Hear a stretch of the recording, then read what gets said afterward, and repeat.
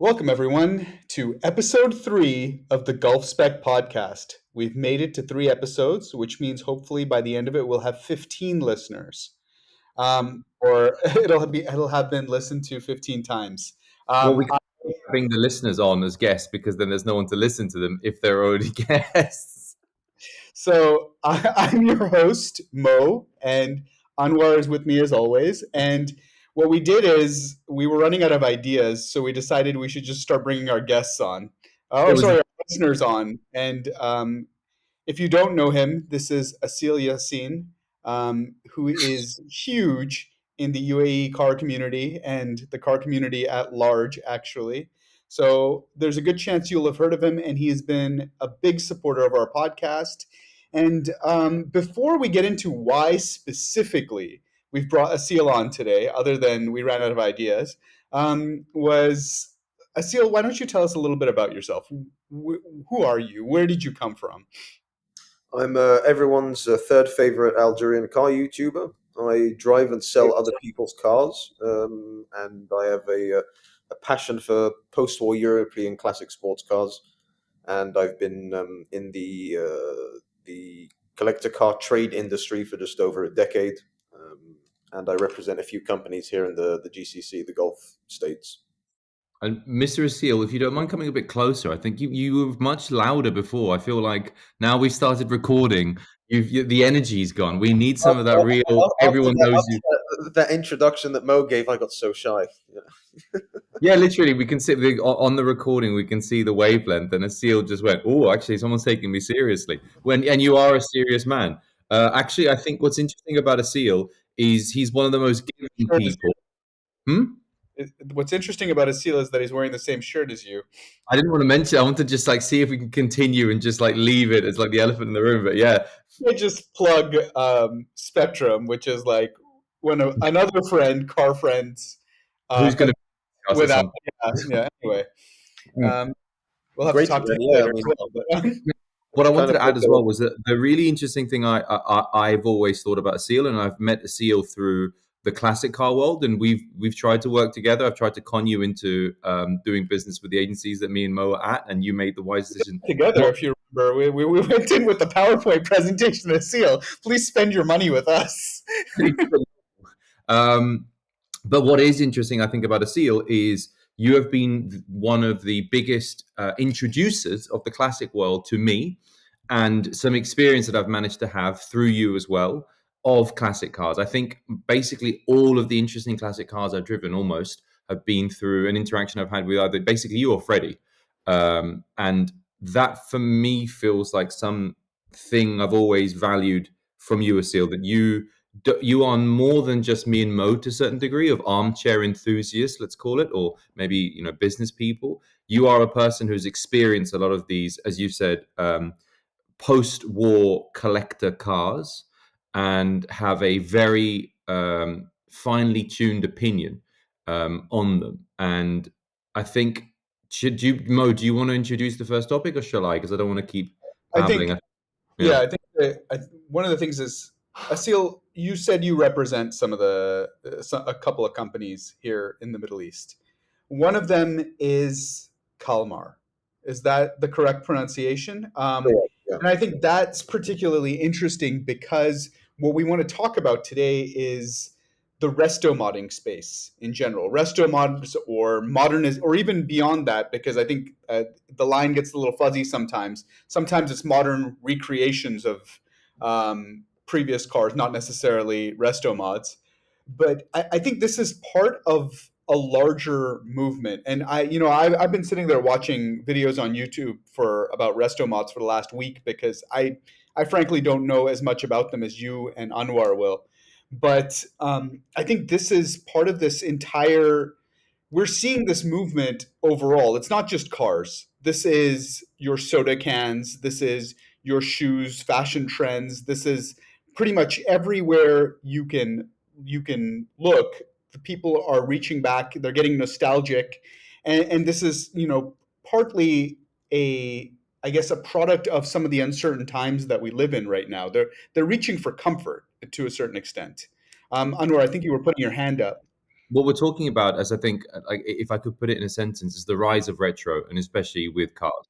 Um, And I and think we've I'm going to seen, give examples of what we mean, just in case people don't know, because there are some people who might not know what we mean by these resto mods and like the Kalmar. well, I think there's a simple, really simple entry point for this, and I think it started the modern or the current wave of resto mod or reimagination, if that's what you want to call it. That's certainly what they call it. But I think Singer popularized what we're seeing now. I think they were the ones that went there. They did it at a certain level, and they taught the entire market that there was money to be made here. I think that was one of the most important things. I mean, we saw Porsche putting out sport. I think personally, and Alex, maybe you're better informed about this, but cars like the 911 Sport Classic and the even the 911R are kind of, they are Porsche trying to get a piece of that market with their more modern vehicles. Mm. But yeah, Yeah. Assyl, please.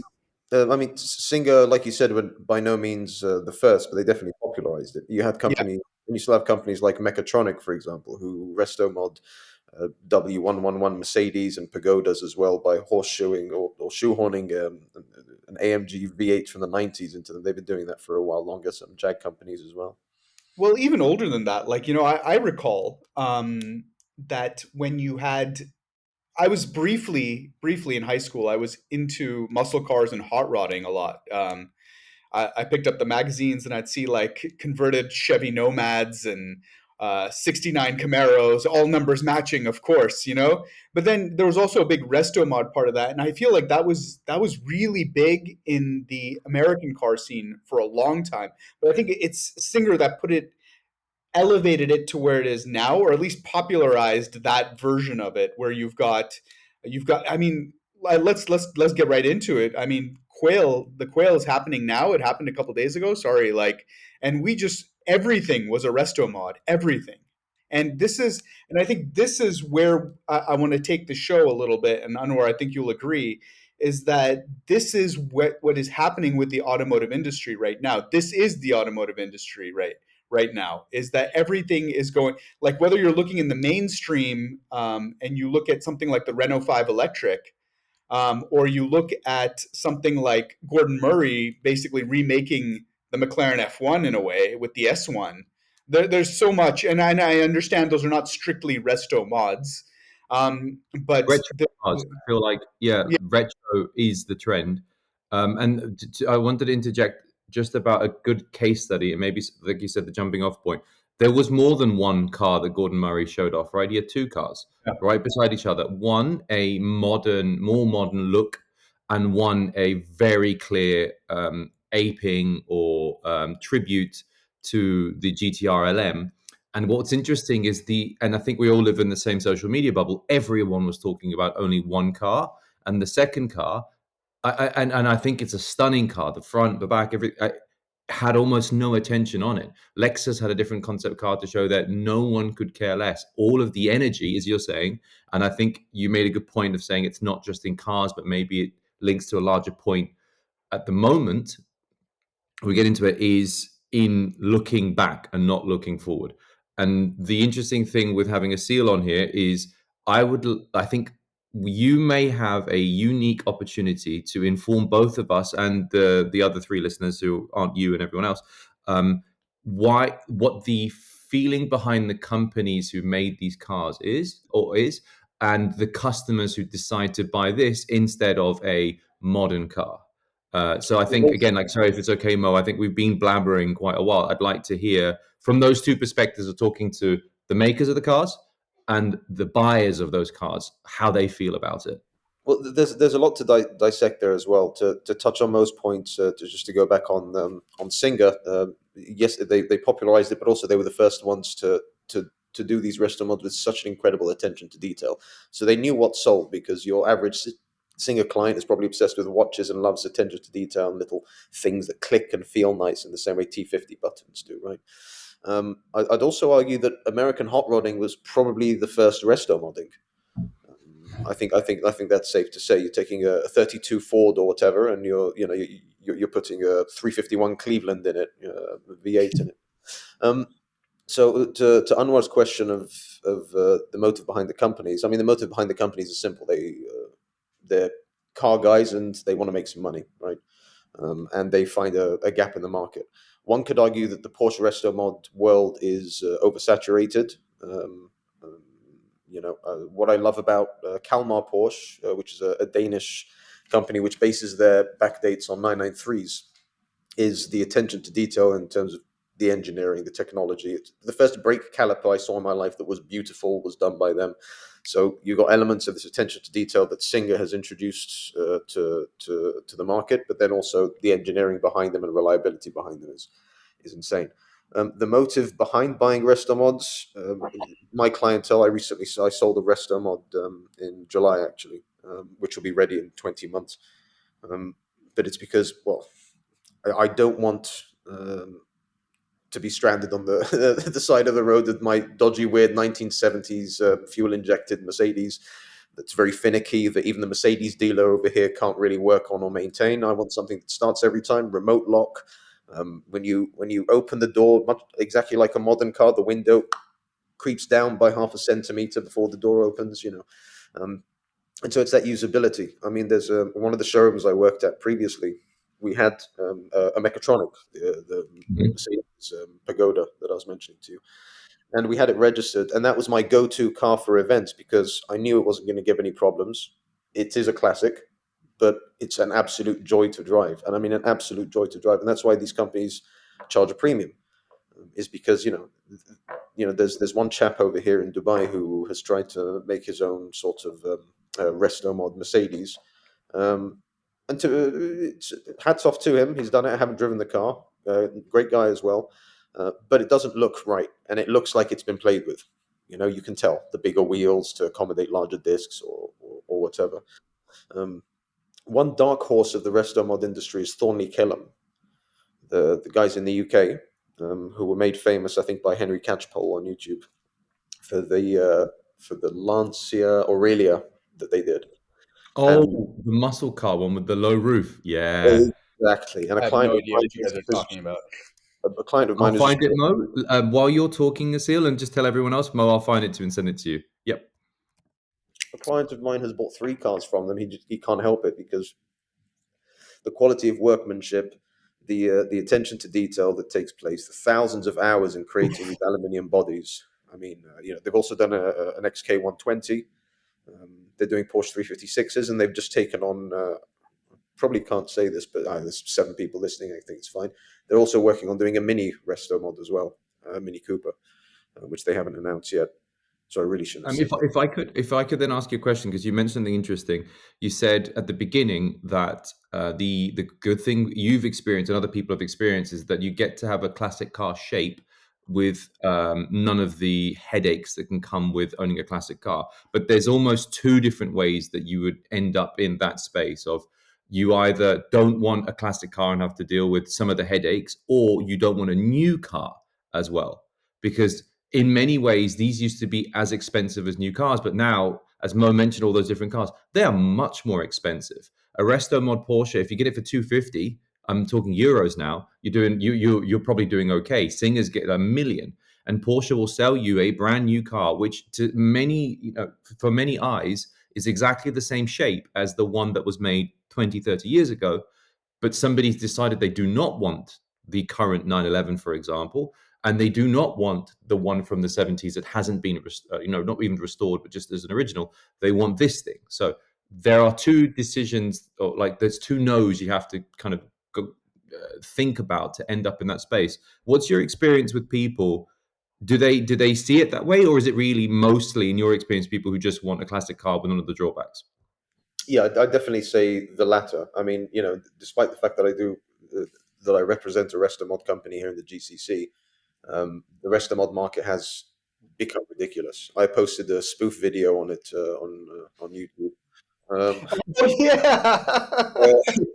Yeah, that's it's yeah. always a European middle-aged hipster man who has thick-rimmed glasses or something and speaks in an accent and talks about the philosophy and the essence of the car. You know, I'm uh, halfway there. Got the but glasses.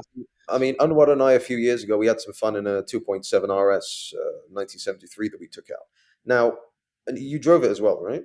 Yeah, and you told me that I do need to send the arse out a bit more than I was. I wasn't as enthusiastic as I think you were able to be, but it was genuinely actually I think one of the greatest experiences I've ever had, and I've used it in reference when I've spoken to Porsche. I use it as a benchmark of like what it feels like to drive a car. Sorry. So the reason I bring that car up is because I mean you can spend more money with a company like Singer to get a car that is probably more pleasurable to drive just in terms of the driving dynamics.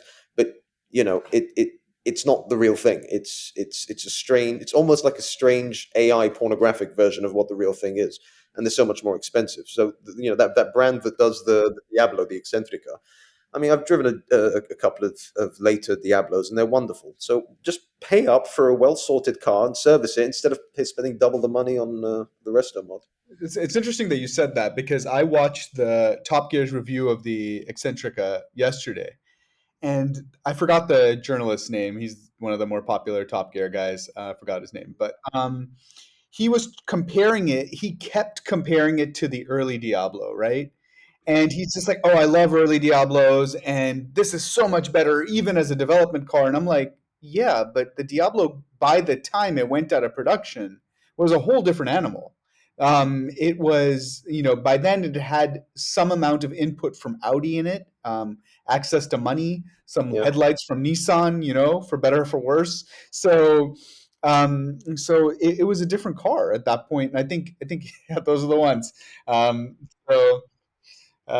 So I think it brought up an interesting point for me in that respect, and I think there's more driving this than just I want my classic car to be reliable. I think there's a certain amount of, and what Alex touched on, I want to explore this point a little bit, is that our cars today, have we gone too far? Is it that moment where it's like we've gone too far with, and I've on previous episodes, which you've listened to, Assyl, thankfully, argued for the electrification of cars. I'm excited by it. I don't think it should be the only way, but I think I am excited about it, about a lot of the stuff that comes out. But on the same note, I'm also wondering, is the market for these cars? There's so many of these now, and they're done at such a high level as well, right? Like I was watching the video about the Eccentrica. I was watching the or Eccentrica, the guys that do the modern Stratos and stuff like that in Italy, MAT. And I'm like, how are these people, these little garage shops? I'm not counting Singer amongst them anymore because they're getting input from Williams and Red Bull and who knows who else, putting together basically cars that are better to drive, and better, like more, like you said, more pleasurable than a modern day car with all the resources in the world.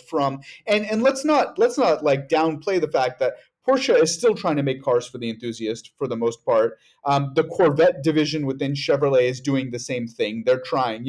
So what is it? Why are these? What's bringing about this market in that way? Have we really gone that far? Is that what's happened? Sorry Well, if that wasn't coherent. companies like MAT or Nardone, the 928, or the Mhm. Chimera or Eccentrica, the reason they're able to do what they do is, well, it's one word, it's podium. There's a company in Italy called Podium who just streamlines the entire process, engineering as well, and they are the ones who are able to make that happen. Gianarelli's new car is also being developed by them, and so Interesting. they're the ones who are streamlining this entire process and making it so easy for these guys. And there definitely is a market for it. Yeah.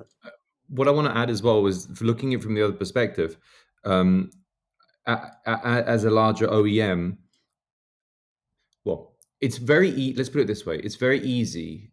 It's much easier to make your car a lot better and sell it for a very high price, but then trying to make something much at scale and at a much lower price is a different exercise completely. Building one 911 that's fantastic is a lot simpler of a task than building 100,000 a year on a production line that's homologated for every single country in the world at 100,000 euro, for example, if you know what I mean. So it's like it's a different ball game of buying a, even if it's a 911, some really, a mass produced product that comes off a line that then has to be, every single one has to be done within a few hours, whereas you can spend half a year on one specific specification of car. It's almost like two different things. And just to kind of allow the OEMs to stand up for themselves. What Porsche do, and some of the stuff that you can do with the mass production, you can do with when you are an OEM like that big, is stuff that these smaller manufacturers could not even imagine, like lightweighting to a certain degree. That even with Williams and even with Cosworth and all these different people, the weight and the tuning and the years of development that goes into building one, like building the new 911, for example, is something that these other small companies can't do. They can take your homework and improve it and maybe take out so the cost saving you had to do. For example, suspension is probably one of the most common places that a lot of OEMs have had to kind of pull back on. You can upgrade that, but to do it 100,000 times and finish it off in 5 to 10 minutes is, and this is an exaggeration how long it takes. That's a different kind of exercise. So, do you know what I mean? I don't want to stand up for the companies, but like if you look at it from their perspective, it's a different ballgame. So I want to circle back to this podium thing because I wasn't aware of it, but this was a point that I wanted to touch on in relation to Cosworth as well. Because Cosworth, after I remember like Williams canceled their contract with them for Formula One, was slipping into obscurity as far as I was concerned. Now all of a sudden you've got everyone from Bugatti to Singer to whoever putting their engines. I mean TVR before I believe that project is completely off the table now. Never made it, sadly. But they were also developing a Cosworth engine car. I think the Gordon Murrays, they have Cosworth input on their engines. Yeah. Martin So Valkyrie as eh, well.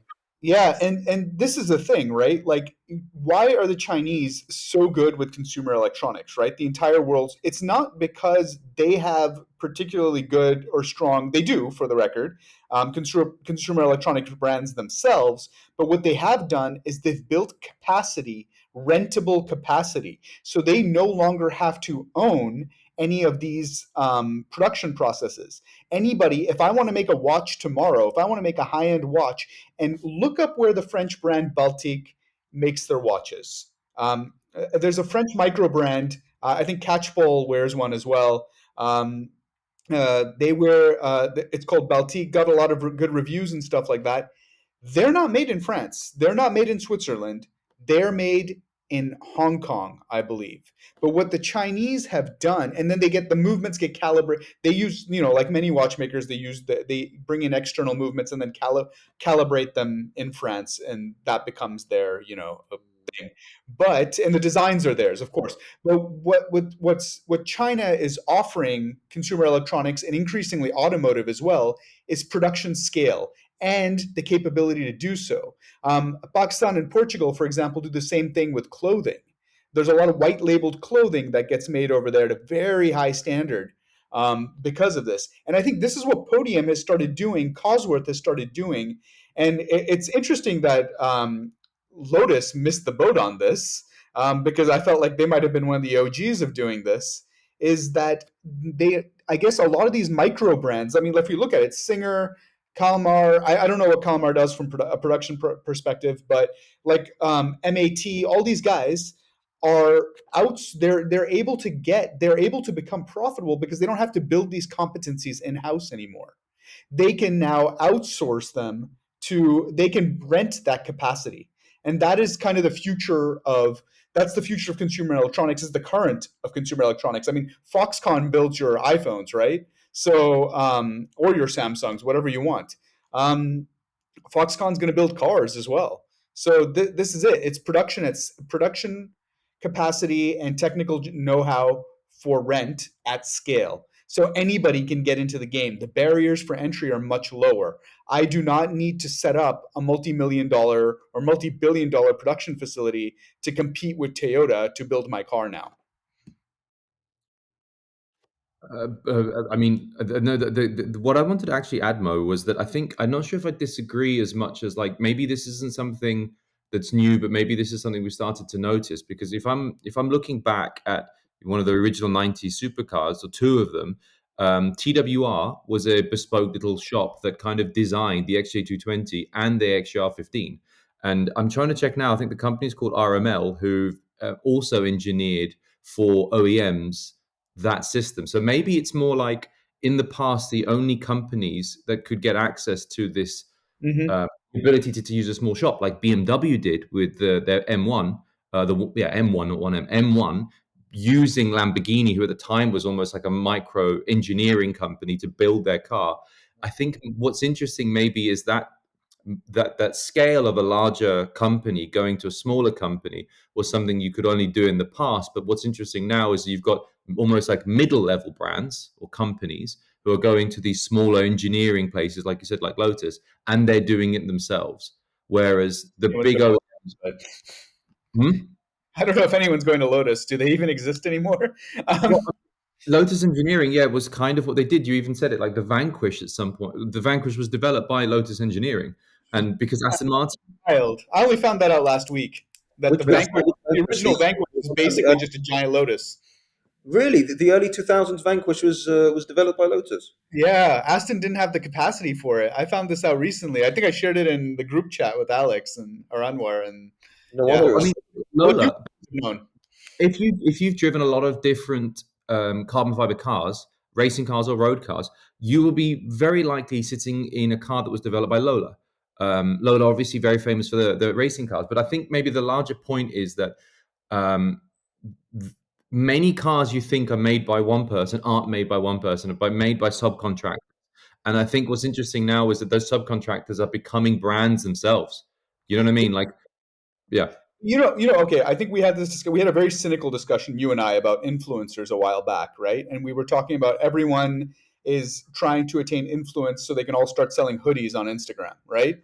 And it's funny, but effectively, that's the way business has moved, right? You build a following, and then you start producing a product, and that production scale is available to you now, right? And I think that I think maybe that's the shift that we're trying to nail down. I wasn't saying that this is necessarily new to the automotive world, but the way it's being put out there now is a bit different. So, for example, I mean, like, I'm not calling him an influencer or anything, but who's the guy that does the reimagined or whatever the modern Integrale? Yeah, Automobiliamos. Automobiliamos. That guy built a huge social following before he ever made a car or even announced it. Yeah. And then there were sunglasses before that. But once again, I feel like this is one of those capacity for rent scenarios, right? People are able to buy that capacity for hoodies. I believe the Prime Energy drink is done the same way. We've already talked about it with watches, and I think Singer's unique once again in that respect that they've largely done it in house, and then they've also brought in those guys are artisans, man. So yeah, yeah. And they brought in experience where they needed it for like the powertrains and stuff like that. But when it comes to a lot of these other cars, I'm wondering now, like, is this kind of just your basic building? I mean, and nothing against it, Automobiliamos. That Integrale is gorgeous. The one that he makes, it is lovely. Cool. Yeah. Two. And I think this segues nicely. I mean, do you guys want to add anything else? But there's another topic I wanted to talk about, but it'll Well, segue nicely. But I'm, yeah, I'm, I'm sorry that I keep singing about Singer, but what's interesting about Singer is I think it's safe to say they're the first Resto-mod company whereby their car became collectible and increased in value in the grey market. So a Singer Classic, whether it's the 3.6 or the 4 liter, that sells comfortably in auctions for $1 million, basically, plus or minus $100 or $200,000. And sticker price for those early Singer Classics was 375. So that's singing their praises. Well, that became a business case, and I think that's the thing. Like the cars don't make money, and almost nobody makes any money selling cars. But this was an instance where the economics somehow made sense of going. I can make cars, sell them to people who then themselves aren't just in it because they love it so much and willing to sacrifice a hell of a lot of money to lose money on this car. It made economic sense to get a Singer, sit on it, and sell it. It's like because again, like. Apple couldn't figure out how to make cars. Apple, the world's well, basically one of the world's biggest one of the biggest companies. They went, you know what, this thing making cars is not for us. Thank you very much. Um, They tried to outsource the capacity. They tried to buy capacity from Hyundai, if I remember correctly. They wanted to partner with Hyundai, and Hyundai said no thanks because the financials didn't make sense. They're like, we're going to help you engineer this and whatever. And Apple typically wants to keep the lion's share of the profits, right, on everything that they do. Whether you're selling something on the App Store or whatever, Apple keeps the profits for the most part, right?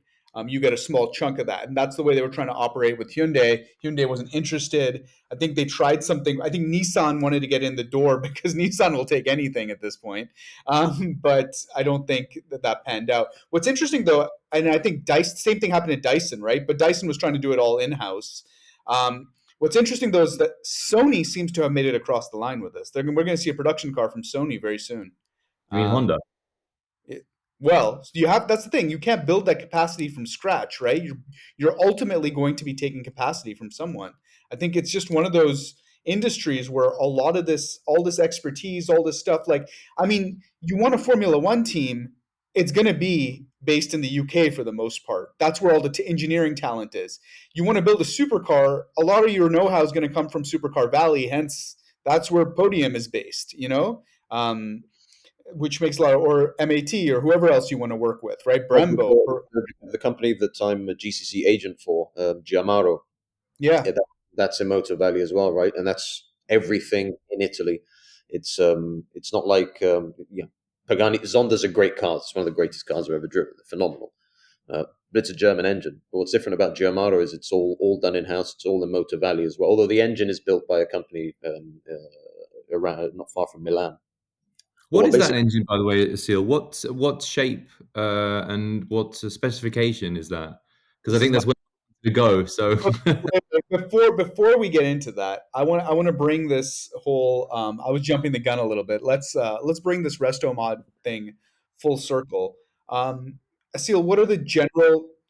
so just before that, the two things I noted down. Imagine if when you're talking about an Apple car, imagine if the lead designer of the Apple car was a proper car designer and a proper car enthusiast, but it was built and engineered and macro designed by Apple. I really think it would look stunning. I mean, they would make it look great. I think, I but I think don't think I think part but of they the problem is can make Johnny Ive had nice. left by the time this project came around, and Johnny Ive is what makes Apple stuff look so good, and he's That's gone. true.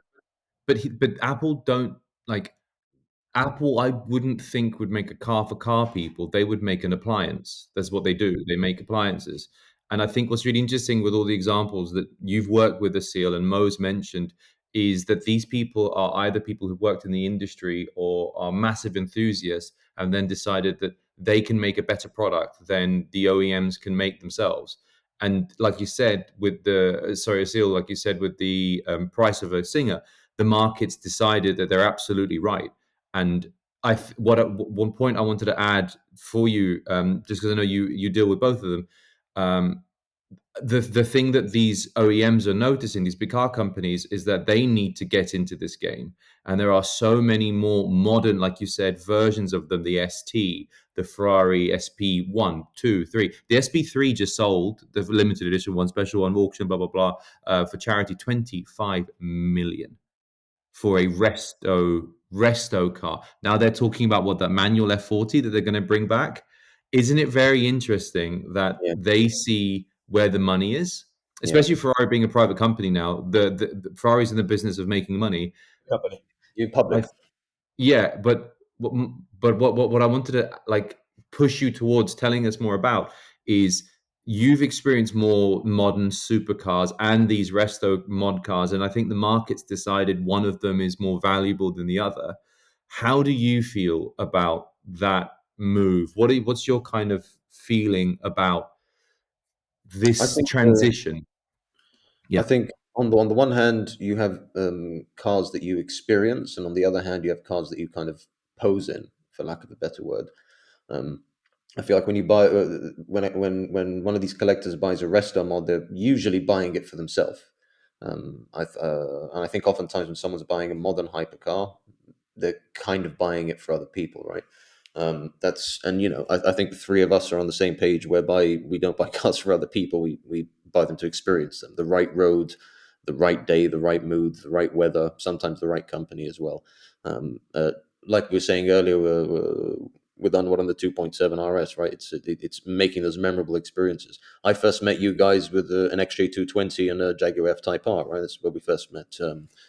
God, 9 years ago, back when I had And hair. then, Um, Anwar, you go first. Sorry.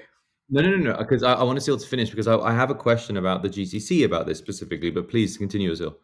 Mm, so see, I think a lot of it, I think it's the duality of posing versus The versus purpose of why you're purchasing, yeah, yeah. posing versus purpose, and and again, when these resto mods are done well, I haven't driven that many resto mods though. I'd love to. I've never driven a Singer. I'd love to. But I think when it's done well, it is a wonderful experience. I mean, the pagodas, for example, the 280 SL Pagoda, for all intents and purposes, is a shit car to drive. It's boat like, it's vague steering. Yes, it's comfortable and it's beautiful, but that's about it. And then a company like Mechatronic actually made it a powerhouse to experience. It's incredible.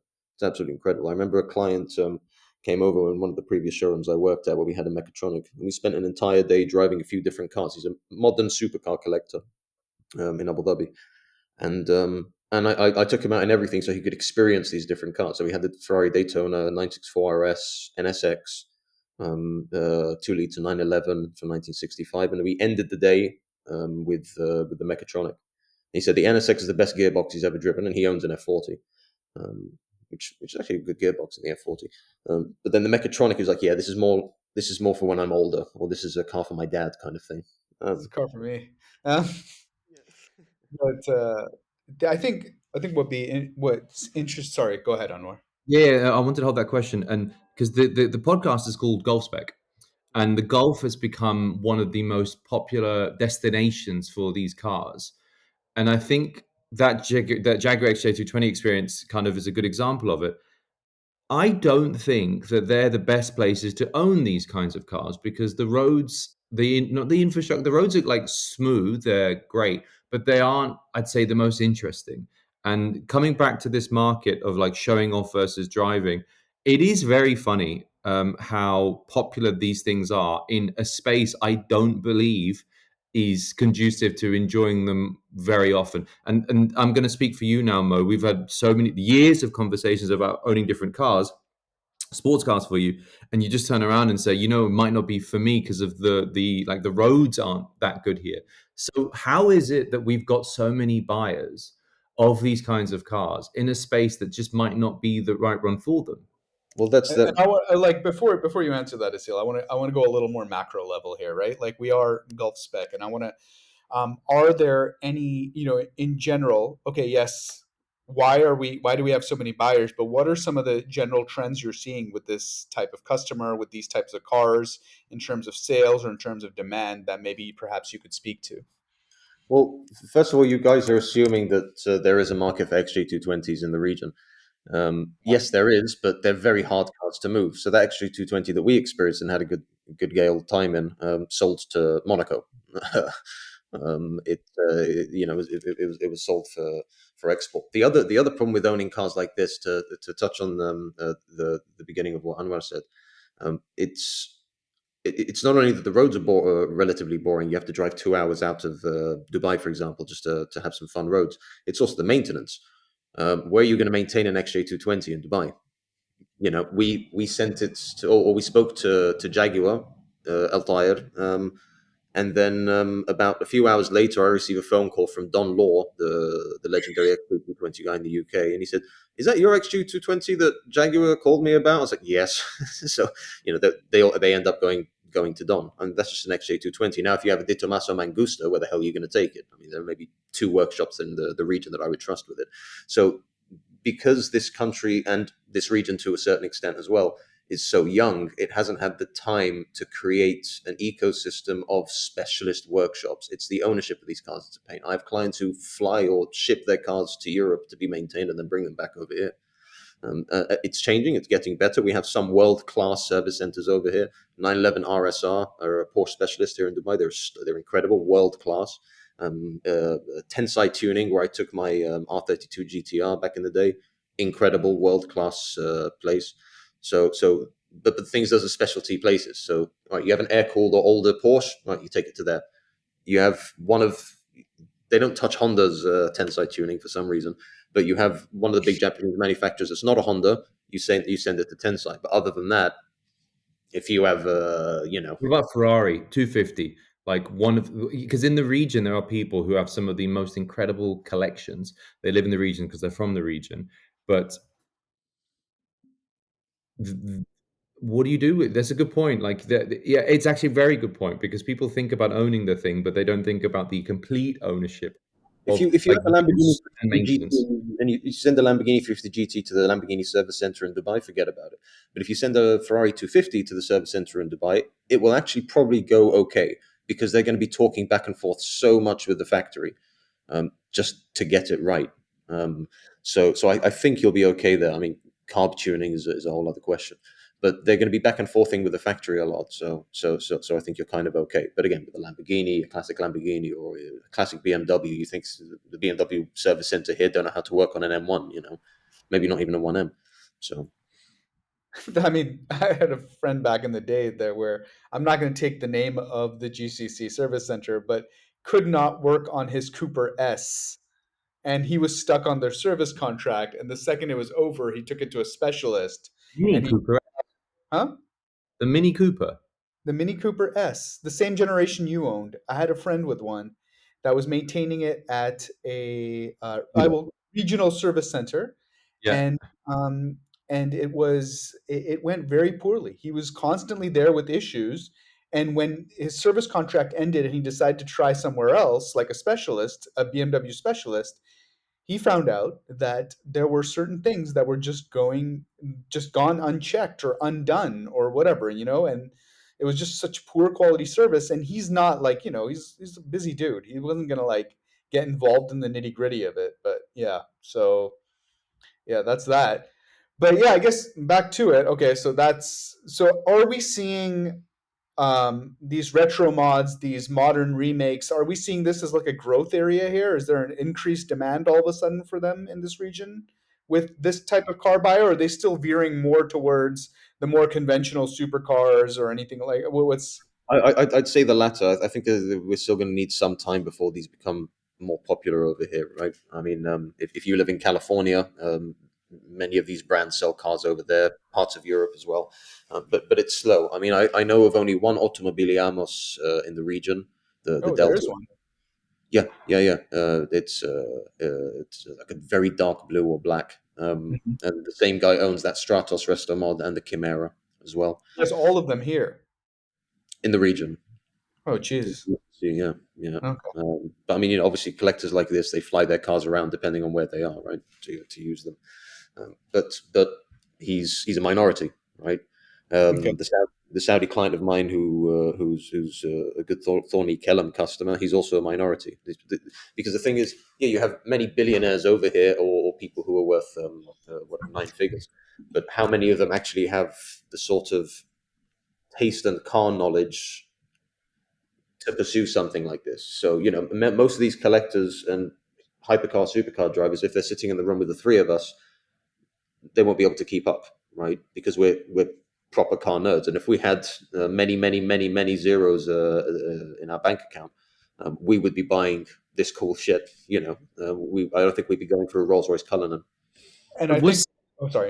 so yeah, was Singer the first time that enthusiast retro space car, whatever you want to call it, broke into the mainstream? Because I feel like it was a crossover point, if you know what I mean, between like hardcore annoying enthusiasts and the much larger, much more casual audience. And I think one of the reasons that the price was able to, keep going up is because they broke into that market. And I think the GCC, as you said in the past, there's no workshops here. There's no there's no resto mods really happening apart from Generelli, which I know that I went down to see the space.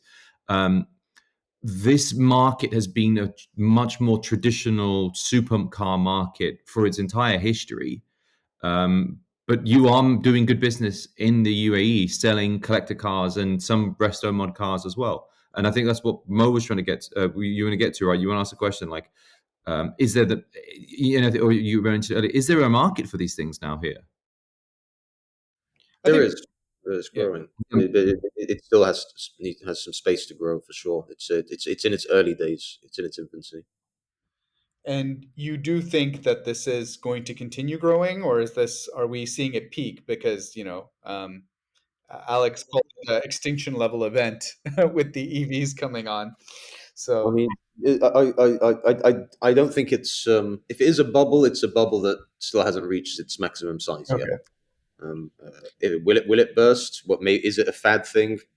I don't know. I don't know. I don't think it is. I don't think it's a bubble because you're always going to have people who want all the aesthetic perks of a classic car, but none of the pain in the ass ownership. Oh, yeah. I mean, if I were richer, then I definitely would. I have a 1966 Lancia Fulvia, and that never works. And if I had the money, I'd love a Resto-mod version of it. As long as it keeps the same character, I'd love one. So I definitely think it's going to continue to grow, and I don't think it's a bubble. What I wanted to add as well was, and with that extension level event, um, as many more car companies are moving towards having to build more electric cars and less cars, I think maybe you'll just naturally see more people flooding back to where cars were coming from or resto mods because the alternative just isn't there. So, like, I don't want to use the term, but it's almost like you can imagine refugees from the supercar market ending up in classic cars or resto mod cars because Ferrari just will not build you, a car with an internal combustion engine anymore. Jaguar now has, and Jaguar is one of probably the quintessential enthusiast car brands in its entire history.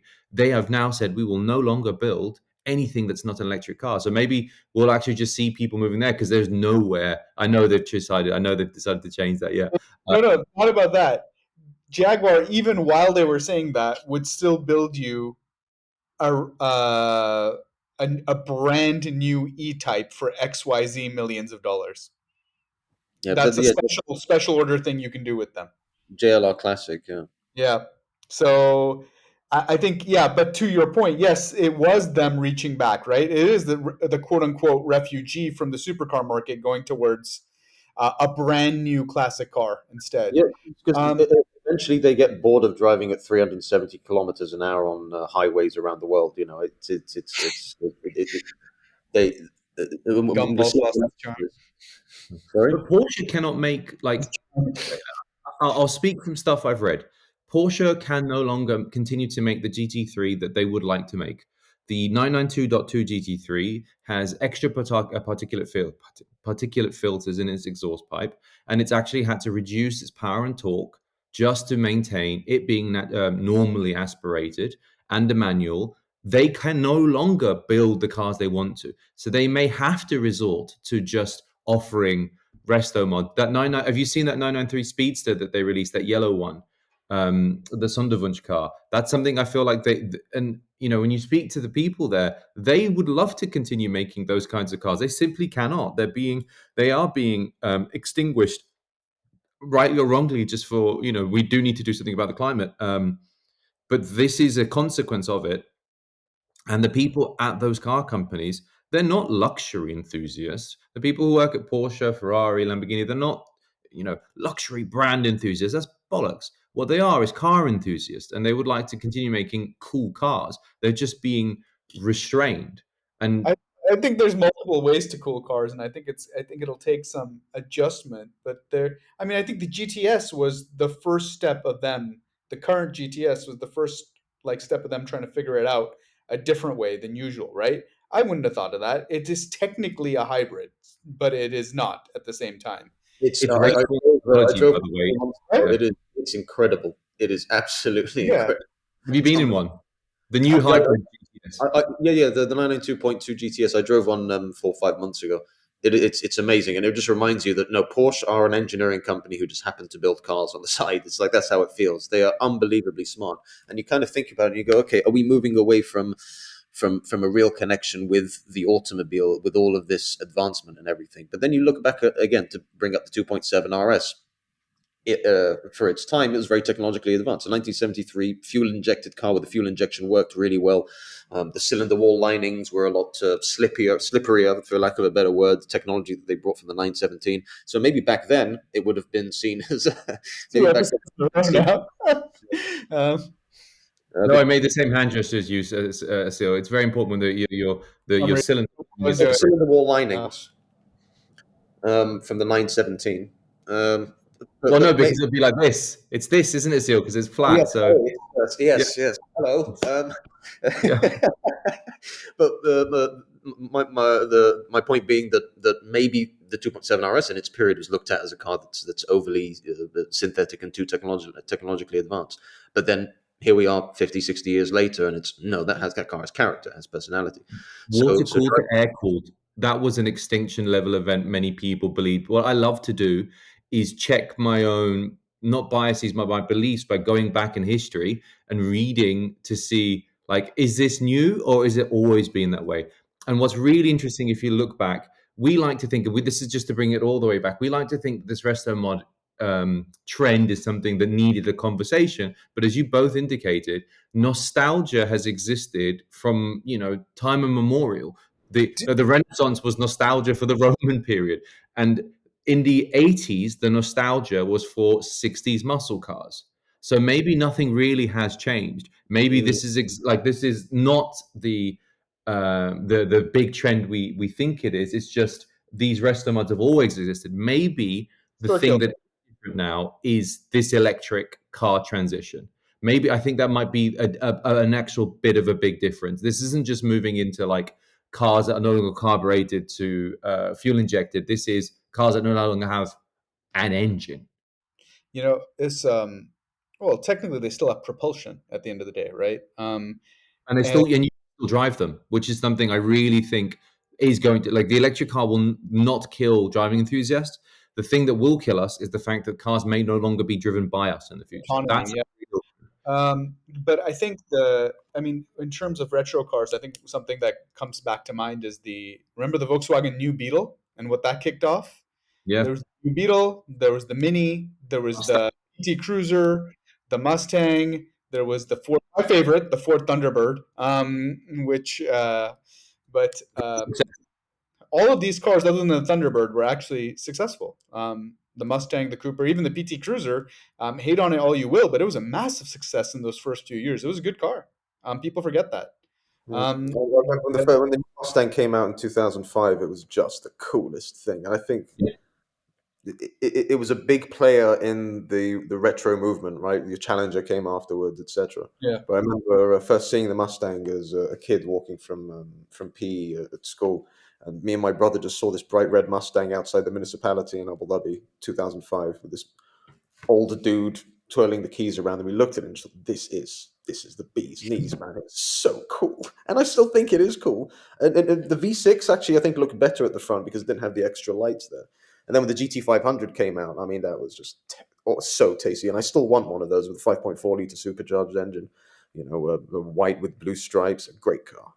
But let's talk about EVs and let's bring it together with this retro thing for a second. Renault 5, right? They've done the Alpine version of it, and the reviews are really good. It's supposed to be a really fun hot hatch, from what I recall. Autocar, intercooler, all spoke very highly of that thing. So you've got that retro body with the modern mechanicals, yet enough of what makes us love cars. I just completely disagree. No. What makes me love cars. But still, why do we disagree? It looks right. It's right good. It's the correct looks, the correct conceptual idea, but the wrong powertrain, man. I mean, it's I electric cars are like having sex with a deaf person. It's like you want one of the all the senses should be ignited, and so I Are you don't deaf find. in this analogy, or are they deaf in this analogy? I think he's deaf in this analogy. Senses were not all ignited. Oh man, we're gonna have to give this one explicit rating. but No, it's okay. I think it's within the first 30 minutes. If you don't swear or do something wrong there or do any of these things, you'll be fine. It's just after 30 minutes, you can do whatever you want. we're coming up to about an hour. Let's cap this off with I think let's make it a little bit fun. Which one of these retro mods or new creations of older cars do you find would you buy? And what is the one that perhaps doesn't exist that you would create? Assyl, you go first. You're the guest. Kalmar Porsche DM for inquiries would obviously be my number one. Number two choice, not sure. I'm not sure. Probably something from Thornley and Kellum. Yeah, I'd get there or Lancia Aurelia. Yeah, But which is the one you'd actually that doesn't exist that you would have created? more Fulvia.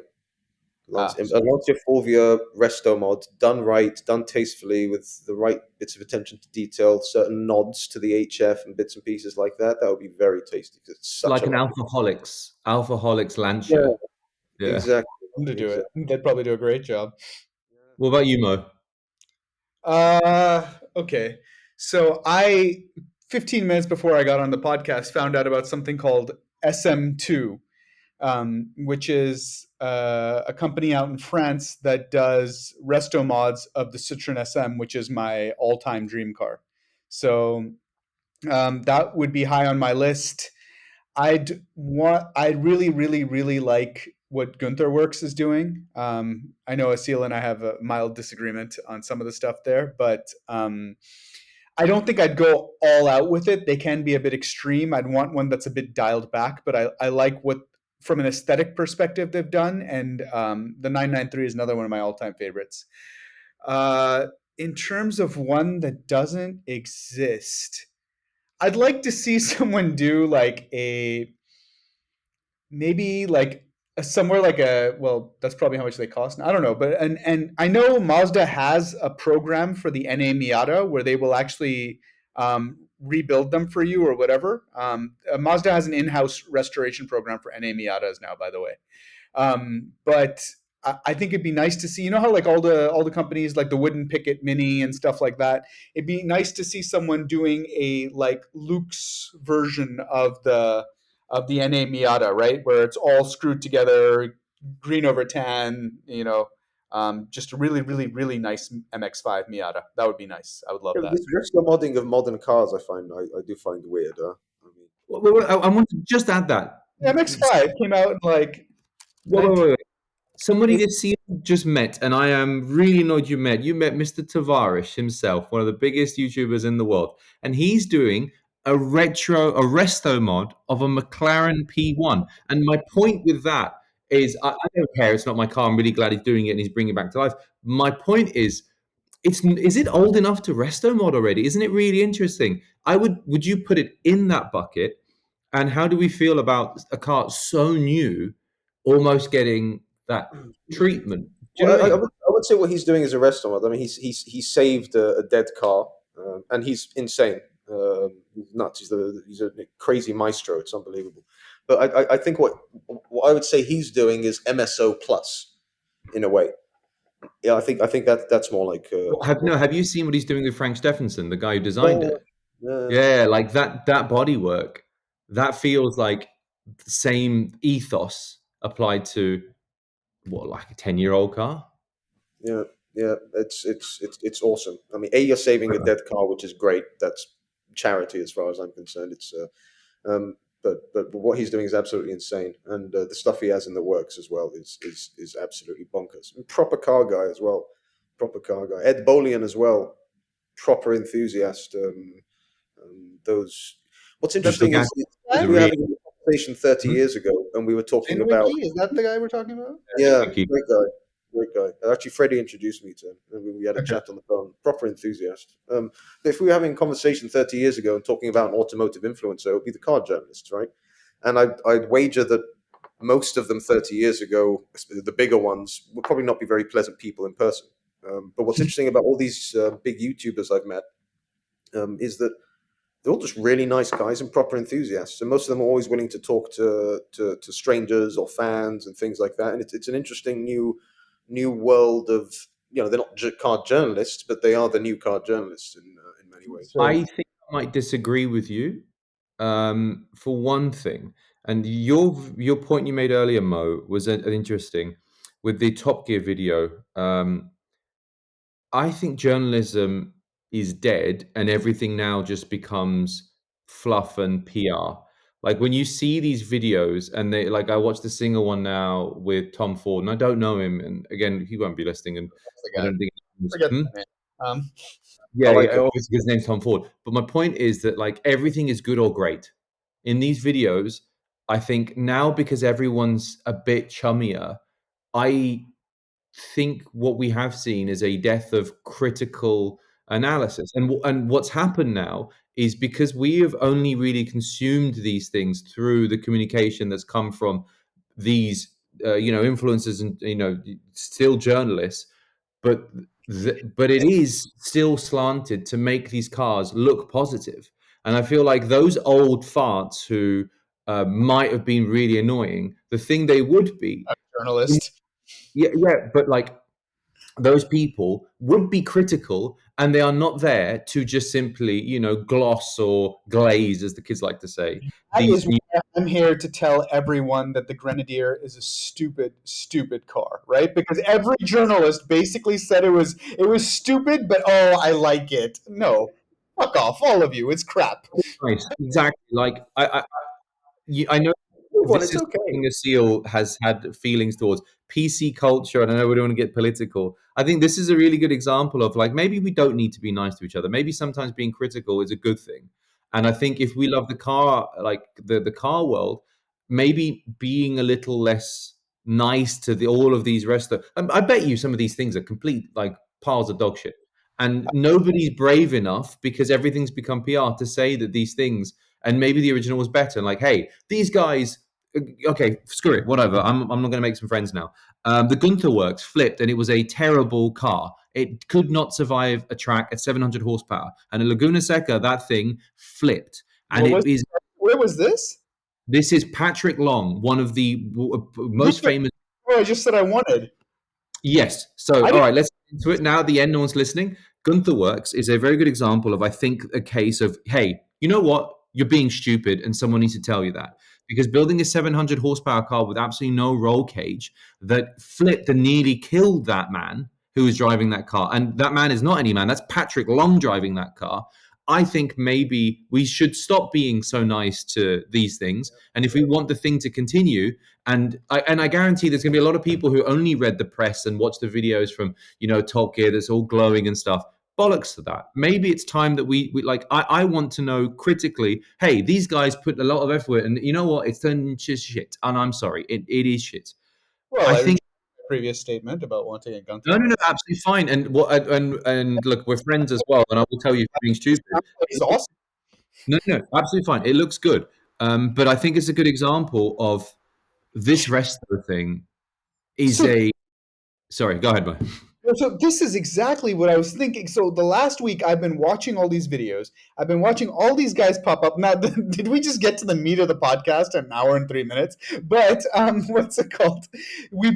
I've been watching all these videos. I've been seeing all these guys put together these cars, and everyone's talking about how amazing they are, how nice they are. And I just heard the guy. And look, no discredit. I've only sat inside a Singer. Okay, and so the thing is, he's talking about how a lot of the engineering and like decisions that made are aesthetically driven.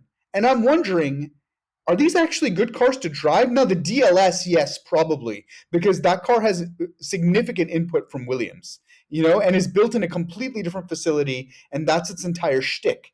But the other Singers, are they actually any good to drive? Like the Gunther Works, I've just been told is like, at least one of them, one of the commissions was a death trap. Okay, so or maybe it was a freak accident. I don't know, I haven't read on it properly, but all of these guys can't be getting it all right, right? They're tiny. Like, as in, I applaud them for doing what they're doing, but But yeah, yeah. Can I give you a the statistic? thing that are doing it right. From everyone I've spoken to who has driven them, they've said no. This really is astonishing. I have a Okay. client who was ordering a DLS, but he said, "All right, here's my deposit, but can I test drive the car?" And Singer said, "No, you'll receive it when you receive it. We don't have a car for you to test drive." I said, "Come on, come on." So he took his deposit back. Then a friend of his received his DLS. this guy drove it and he's like, that was the biggest automotive mistake I've made in my life. This thing is so Mario fly. Franchitti worked on that car. Like if I was worried about some of these resto mods, having somebody of that caliber, be involved in the development of that car makes me feel good that it will probably be developed well. Hold on, I want to make another point, and I wanted your opinion on it. I learned recently that journalism is a dying industry because there's no money in it. We have Hold on. Anwar, wait, hold on a second. I'm really sorry. But before we keep going down this road, you got to answer the questions, man, because we'll lose track. So Assyl and I gave you our Resto-mod of choice. And yeah. who cares? I like who cares? Um, Uh, All right, fine. Like, what's interesting? I'd love to see a Testarossa done slightly sportier.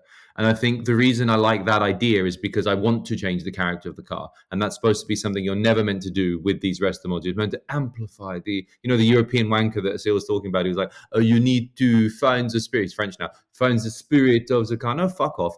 The spirit of the car have been wrong, and I'd love a Testarossa that probably drove more like the ones in the films in the 80s. Do you know what I Yeah, mean? it I want exists. a Miami Vice. It exists. Huh? It's called the five. It exists. It's called the 512 TR. yeah, Have you the seen it? It was 512M, fun. right? Like it was hideous, but the final 512s were really much better than the The Testarossa. 512M was the best one to drive, but it looked like a frog sitting on something uncomfortable. The target market for that car was wrong because it's a car that's meant to be driven but can only be enjoyed by a blind person. So if you're blind, you can no longer drive it. So you're really in a catch-22. So And maybe also, like a yeah, yeah, yeah. You see what I mean? One person here, one person here. Yeah. the 550 was in the works, and the 512M was kind of like a filler that actually worked. Was the 512M the There's first? a there's a resto mod I don't like. The Superleggera Touring or Touring Superleggera. They've done the 550 and the 575 or whatever it was, the coupe, and now they've done a Barchetta version as well. Like, yeah, the styling. They took one of the all-time great front-engine Ferrari styling like pieces and turned it in. I don't know what they were doing with it, what they were thinking. But Oh, sorry, Anwar, you can go back to your point now. Do you remember 355? Do you remember 355 Resto Mod? That didn't look good either. Yeah, Is and like so. What was the first question? First question: what car would you make? I think the Testarossa has not been made, would get. and then I think the one I'd like to buy. No, no. Which one would you get that exists already, and which is the one that you would create? You've already told us the one you'd create. The Testarossa. Uh, oh, you know what? The one I really liked is that 037 was really cool. The And then Chimera. or the Diablo. Yeah, yeah, yeah. I think those two for me, like, so let's put it this way. I never think of I'm going to put up a car. I've always got Hot Wheels near me. I don't think of a car in isolation. The car needs to come in a setting. It's not like in a white background that exists in a cloud somewhere. I see a resto mod car driving through Tokyo, right, at night in the rain. And yeah. the car that I would love to do that in would be, I think, yeah, the 037 would just be incredible driving through some Color would like. you get it in? What colors would you choose if you expected?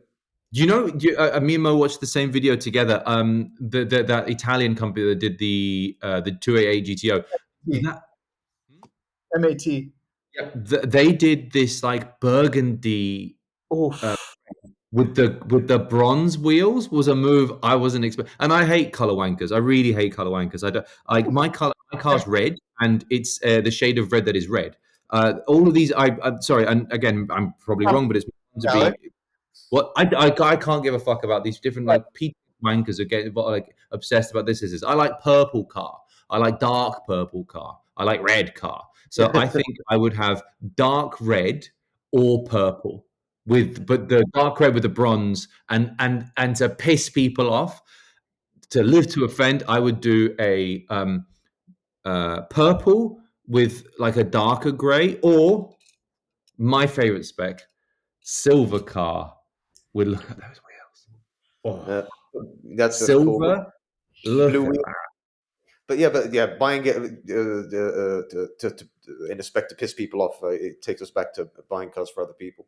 But if you get the Chimera with in a dark red or maroon, then it's also a throwback to the Lancia Delta Integrale Edizione Finale, the last edition, which was that dark Oh, red, with which the with the blue and yellow stripe in the Yeah, middle, yeah, which is yeah, yeah. ode No, but to I'm the thinking darker. I'm thinking darker and metallic. Do you know what I mean?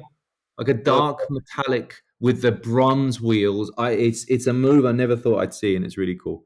Um, oh, forget what I was going to say. I don't care anymore. But Well, I'll tell you why you shouldn't care, because we were treading down the path of, and sorry, listeners, but we were treading down the path of how automotive journalism has changed.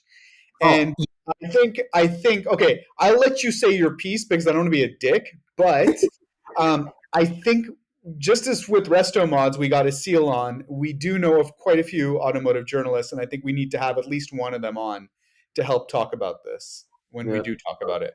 I mean, making money by golf being pod. a journalist is it's a foreign historical idea. There is no more money in being a critical, unbiased journalist now. The only money is in PR. And the statistic I read recently was, I think it was like 10 to 15 years ago, you get the point. There was like the balance between the number of people working in PR and the number of people working in journalism was about 50-50. Now it is one journalist for six people in PR. Now, what happens when that happens? Now, what happens is that every single piece of information you'll ever hear about a company, because there's so many more people working in PR, will be checked, refined for that company and make them feel good. Whereas a completely unbiased opinion will be much harder to find and probably behind a paywall. So the So, opinions of all of these things will be shaped not by a critically unbiased, like hopefully as they're trying to be objective perspective, but will be from somebody whose objective is to make you like the thing that they're trying to sell, which I think is awful. And I really miss those muckraking journalists who smoked cigarettes and was friends with nobody. And at the moment in Action Formula E, there is a journalist who's pissed off the entire grid. But and a lot of the people I know really don't like him, but I do because he doesn't give a single, F. And I think I miss that. And I was talking to a few people in the sport to say, you need that, you need it, because if it just becomes too polished, it becomes unnatural. I want the jagged edges. Do you know what I mean? Absolutely, so man. Yeah. I you now you know this. I've recently moved over. I said I don't work in advertising anymore. I work in strategic communications advisory, right? And this is with largely with corporate and business clients or whatever. So I'm not going to spill the beans yet, but I think what you're saying about the PR people versus and the polished and whatnot is, it depends on the market. It depends on the industry. And I think we let's pick that back up when we have our journalist friends on to talk about this in much more depth than we can cover it as well. And So I think do I'll ask have a them. lot. Hmm? Do ask them about reviewing cars honestly in the Gulf, because over here, my enormous 1,200 subscriber YouTube channel, I would never do a car that I borrow from one of the manufacturers, because I'm not allowed to be honest with it. I think they usually have a clause whereby if you say anything negative about the car, they take it to court. And so, like you guys said, or like Anwar said, Yeah. true journalism, at least in the Gulf, since I it's in think the the Gulf. Grenadier is actually a great car. I was wrong. The If you, Ineos. that's Uh, it. That's what to do. he's in the And same thing as me as we speak. So that if we want that guy, from the same person that's our friend who hopefully listens to this. I have it saved. You know who you are.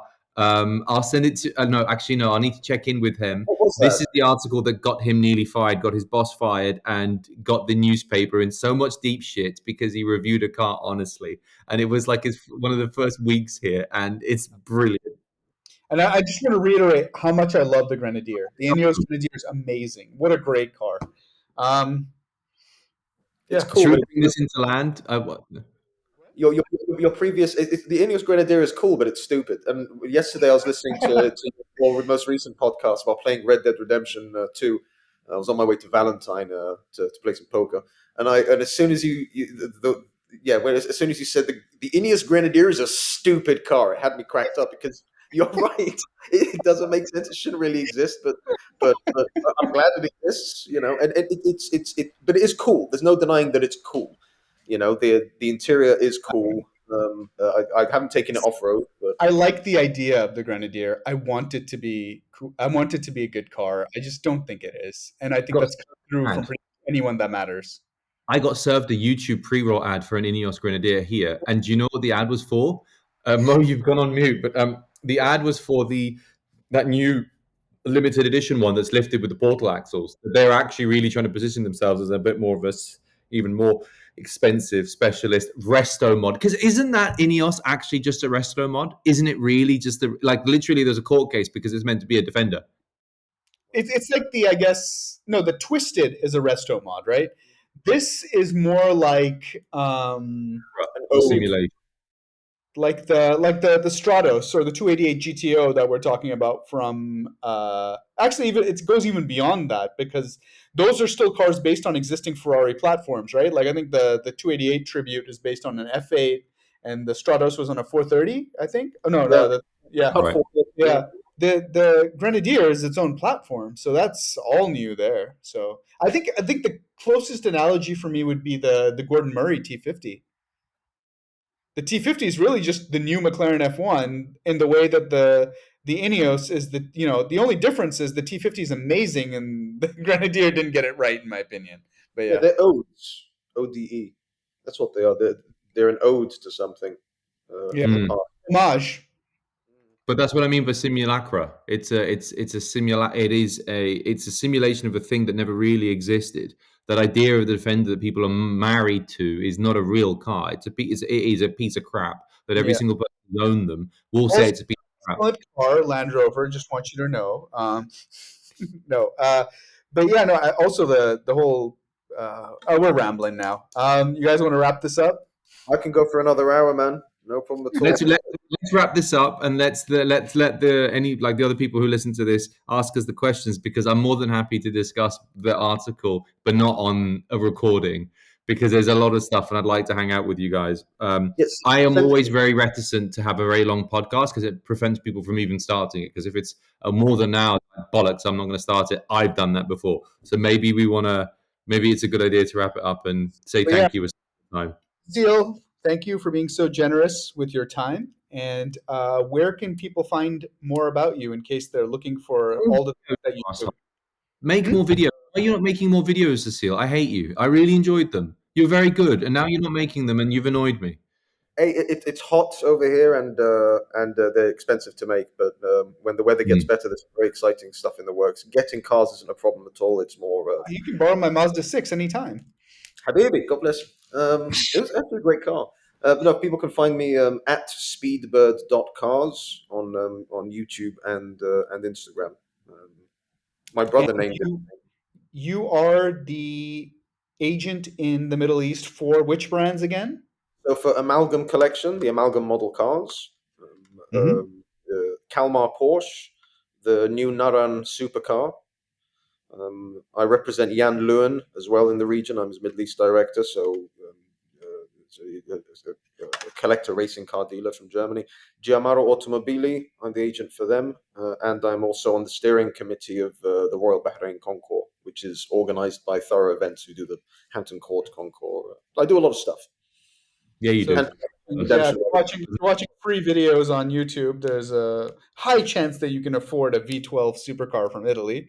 But but yeah, Guys, Seal. please keep up this podcast. I'm happy to come back on anytime, and I thoroughly enjoy it. I'm so glad you guys have done it. I mean, we've been waiting 9 years for you guys to do this, so it's great. I really love it. So please keep them up and keep them regular. Well, There's what's always funny is we've each one of us had an idea of doing a podcast with one another. It's just funny that we did end up on a podcast together because it's kind of what happened. Because I talked to you about doing a podcast, and you talked to Mo about doing a podcast, and Mo talked to me about doing a podcast. So I again, like I think the problem is that the listeners are already on this podcast, but I hope you've enjoyed it.